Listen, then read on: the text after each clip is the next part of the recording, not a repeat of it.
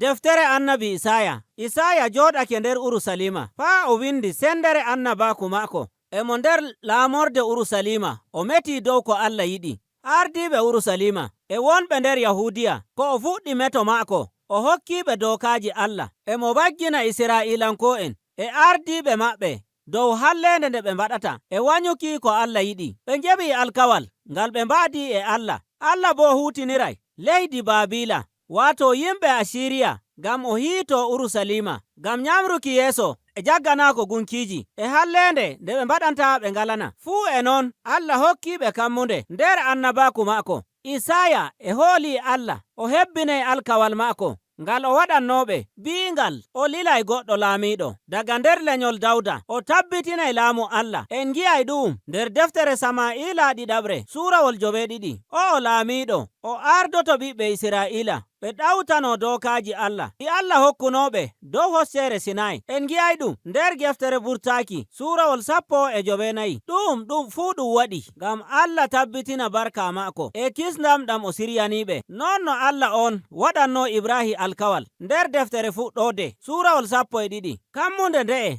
nde hokki Ishaaya sembe ɓernde, o nyamri yeeso e metankiɓe dow hallende maɓɓe e jagganaaki gunkiiji ɗi ɓiɓɓe Israa'ila mbaɗata nder ko nde nyalnde. Nde deftere e nde woodi andal luggungal nder no nde siryora, amma e woodi no keɓtirtaande nder koyɗum. Daga suurawol 1 yaaki suurawol 34. E ɗon e woodi geɓe tati mawɗe kollayɗe bagginoore nde annabi Ishaaya waɗi dow Israa'iilanko'en. Ɗum fuu e ɗum nder daga suurawol 1 yaago suurawol 34. Do ere Urusalima e hoccuki ɓiɓɓe Israa'ila yaaki leydi ndi maccungaaku nder leydi Babila. Amma nder suurawol 1 yaaki 34 e woodi ekkitinol kammunde gaɗa yahreki leydi maccungaaku. Allah hebbinay alkawal maako ngal o waɗanno ɓiɓɓe Israa'ila e nder suurawol 40 yaaki 41. E ɗum meta dow alkawal e kammunde e nder ɗowdi ndi'i. En ngi'ay ɗum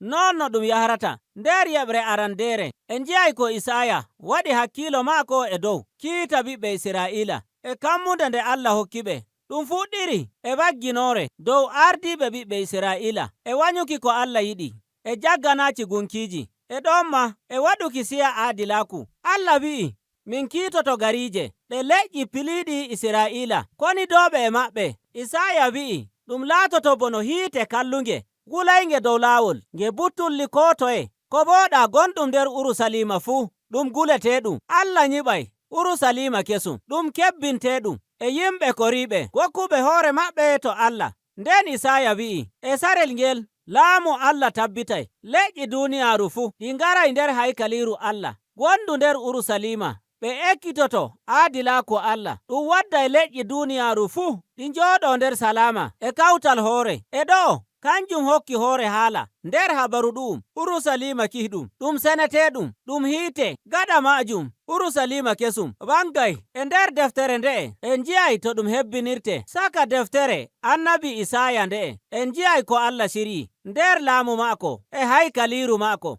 Tagaaɗi seniiɗi e ɗi pili jooɗorgal laamu maako e ɗi nodda sembe e ɗi mbi'a Allah, a seniiɗo, a seniiɗo, a seniiɗo. Ɗon e ɗon annabi Ishaaya fahmi kanko e hoore maako o booɗa, e mo jooɗi saka yimɓe Israa'ila ɓe mbooɗa. O tabbitini Allah no halkaymo. Senaare Allah nde foondataako. Nder senaare Allah ɗum hocci doccal yiite ɗum wuldiimo e maagal, amma o halkaaka ngam ɗum senamo daga hakkeeji. Ɗum wanni Ishaaya ngam ɗum goɗɗum kesum. Allah lilimo o huwa kuugal sangal, o nyamra yeeso e andinki kiita Allah, e mo wa'jinana ɓe faa ɓe kewta ko ɓiɓɓe Israa'ila tuuba wagginoore nde o waggintaɓe e nde wanna ɓiɓɓe Israa'ila. Amma kanko e mo hooli Allah e siri muɗum. Ɓiɓɓe Israa'ila no pe'eteɓe bono lekki ɗum ɗalayɓe ba tuggere wonda nder ngesa. Gaɗa maajum nde bilitay nder nawɗum e saɗeele gaɗa torra ka fuu. Sai Allah wi'i, tuggere am no bilitay nder senaare nde laatoto awdi mawndi ɗo yeeso. Ɗum misaalu gonɗum nder kammunde. Amma ɗum moye? Ɗume woni awdi aadilaaku? Yeɓre koriinde nde notanto en Ishaaya haɓani Ahab, gooto nder taaniraaɓe Dawda, laamiiɗo leydi Urusalima, o andini do'ere Ahab. Allah wi'i laamorde mawnde nde Asiriyan ndi waray ndi nyaama Urusalima. Ɓe pe'ay gese Urusalima, amma e woodi kammunde ngam alkawal ngal Allah waɗani Dawda. Gaɗa halkere nde'e o lildoyay goɗɗo laamiiɗo keso noddirteeɗo Imanuel, maana maajum woni Allah e wondi e meɗen. Imanuel laamiiɗo o laamorto wolde Allah, o rimɗina yimɓe maako daga ko nde do'ere. Ishaaya tindinirimo laamiiɗo pamaro, o mawnay, o ɓurtay kiiɗo on ummoyiɗo daga nder iyaalu Dawda. Laamiiɗo o'o kanko woni senaare. En nji'ay ɗum nder suurawol 9. Laamiiɗo o'o o heɓay bawɗe maako daga Ruuhu Allah. O laamoto Urusalima kesum, o wadday aadilaaku to ɓe ngalana leƴƴi duuniyaaru fuu. Ɓe nji'ay laamiiɗo kisnoowo. Laamu maako ɗum waylay ko ɗume, ɗum wadday jo'onde jam. Jooni ta timmini suurawol 1 yaakingol 12, ta famti suuraaji ɗi boɗɗum, a yi'ay kiita e kammunde ɗum annabi Ishaaya wa'ajini. Ndey ɗum waɗata, Ishaaya yi'i ngongu laamu e ngu ummoyo daga leydi Asiriya, waato leydi Babila, ɗum ummanto Urusalima e konu. Goonga ɗum woni ɓe nyaamay jaalorgal, ɓe sankitay Urusalima, ɓe ciccitande. Ɗum yaharay en to yeɓre ɗiɗaɓre. E arande en nji'i yeɓre mawnde bindiraande e gimol, e nde holla en kiita Allah e kammunde nde leƴƴi duuniyaaru koriiɗi. En bo paami do'ere leydi Babila e Israa'ila e leyɗe gonɗe haade. Ishaaya yi'i duuniyaaru ndu Asiriya e bawɗe ma'iru nyande go'o. Leydi ndin ndi kippetendi, leydi ngodundi mangu hoore e hallende. Yimɓe laamu Babila eɓe njuro eɓe mbi'a eɓe ngoodi teddungal e allaaji maɓɓe. Ngam non Allah hunake o do'ay Babila, o semtinandi naa kayri tan. Ishaaya wi'i ɗum nyamra yeeso faa leyɗe piliiɗe leydi Israa'ila fuu. Leyɗe piliiɗe leydi Israa'ila fuu eɗe torrandi Allah no halkeyɗe, amma sey siftora. Ishaaya kam emo meta dow kiita Allah, o bo timminaay dow Israa'ila ko bo dow goɗɗi leƴƴi. Ɗum yaharay en to yaɓre gonde yeeso. Gariije kalluɗe mawninɗe ko'e maaje dow ko Allah yiɗi, ɗe ngarti kalluɗe, ɗe ngala moƴƴere. Gariije ɗe eɗe ummano dow ko Allah yiɗi, eɓe kallana yimɓe to ɗum tindini hallende maɓɓe. Kanjum woni ko nji'ata dow waaju ɗum annabi Ishaaya waɗi daga fuɗɗode annabaaku maako, no o tindiniri Urusalima e Asiriya e Babila. Ɗe fuu o hawti leyɗe ɗen, o noddiri ɗe gariiri go'o, gariiri sankitetendi nder nyande go'o. Allah bo no wa'titay gariije ɗen e waddugo goɗɗum Urusalima kesum. Ton to Allah laamoto, o rimɗina yimɓe maako daga nder kongole lenyol. E ɗon mayde wala, torra wala. E nder suuraaji ɗi en nji'ay emo bi'a nder ekkitinol maako ɗum waɗata nder balɗe ko o woni e yonki. Ɗum annabaaku ngam ko moye dentuɗo ko Allah waddata sarel ngel moƴƴere maako e yurmende. Hallende wala, torra wala. E nder laamu maako moƴƴere e jo'onde jam e yidde e njamu ton tawete. To en nyamri yeeso en nji'ay o hoori hakkilo maako dow Urusalima kesum ummoytoɗum. E arande en ngi'i gimi bindaaɗi ɗi Ishaaya waɗi dow Urusalima e ardiiɓe leydi ndin, ɓurtoyiɓe daga leydi Masar e sooji'en denayɓe leydi ngam to yimɓe Asiriya nattandi. Emo andi ɗum waddanaymo saɗɗum. Sai Ishaaya wi'i o hooloto Allah, Allah mo Israa'ila, ko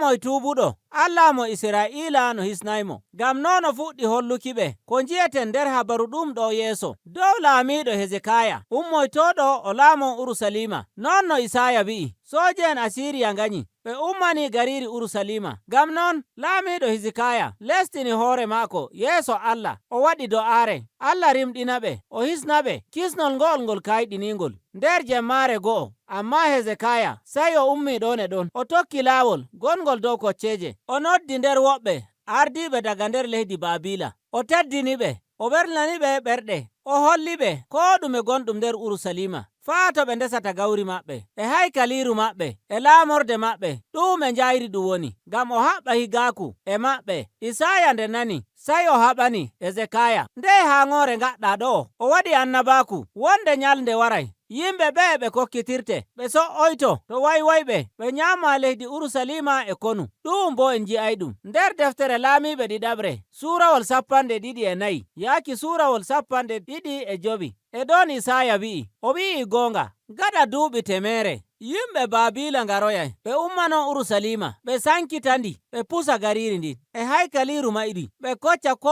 ɗume ɗum Isra'ilanko'en e kamɓe ma ɓe njahara ɓe leydi massungaku e leydi Babila. Wagginore nde Ishaaya waɗi ɗum kiita Allah daga suurawol 1 faa yaaki suurawol 34 e sarel ngel ko o hollata en woni goonga nder annabaku maako ɗum fuu ɗum waɗi non no o wi'ino. Amma siftor dalila kiita Allah ngam o sena Urusalima o waddana ɓe aawre senare laamiɗo kisnowo laamotoɗo leƴƴi duniyaaru fuu. Kanjum woni kammunde nde kammunde woni ko ndareten e nder yoɓre korinde nde deftere nde daga ɗo kanjum woni ko Ishaaya wi'ata e nder deftere maako daga suurawol 1 faa yaaki ngol 34.